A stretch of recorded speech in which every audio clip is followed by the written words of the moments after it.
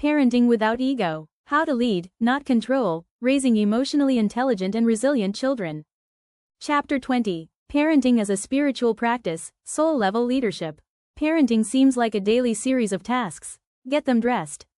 Feed them. Handle the fights. Manage the homework. Keep them alive and on track. But at its highest level, parenting is not management. It's not even leadership in the practical sense. It's a spiritual practice. A daily, relentless opportunity to master yourself. Develop wisdom. Teach resilience. Model emotional intelligence. Influence future generations, not through control, but through consciousness. Why parenting challenges are spiritual lessons. Every tantrum, lie, act of defiance, or emotional outburst presents a spiritual question. Will I meet this moment with ego or wisdom?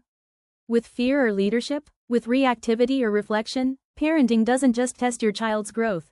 It tests your own soul's evolution. The child as mirror and teacher. Children are not just students.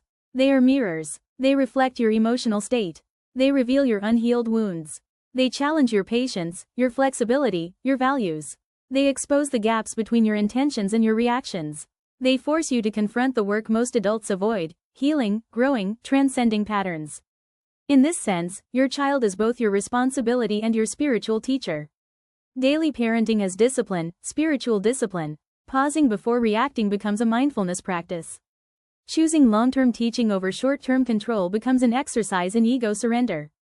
Repairing mistakes becomes a lesson in humility. Holding boundaries with love becomes a lesson in compassion and wisdom. This is not about religion. It's about the conscious cultivation of emotional and spiritual maturity, for both parent and child. The ultimate leadership model, servant leadership. True leaders serve, not by sacrificing their worth, but by guiding with purpose. As a parent, you serve your child's need for growth, not their every desire. You serve their development of self-regulation, empathy, and responsibility.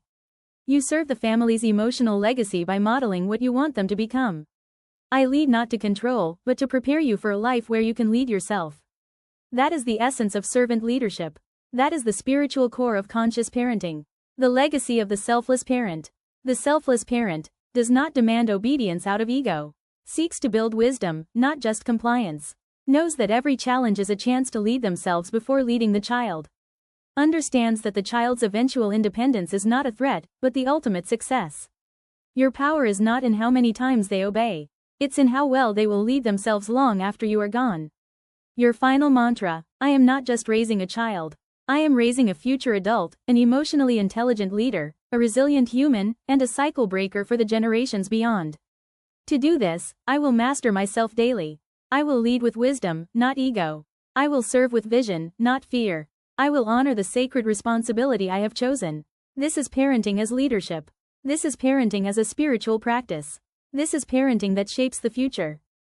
That's the end of this chapter. Please join us again for another. Thank you for listening. The world needs more parents looking to truly raise our future.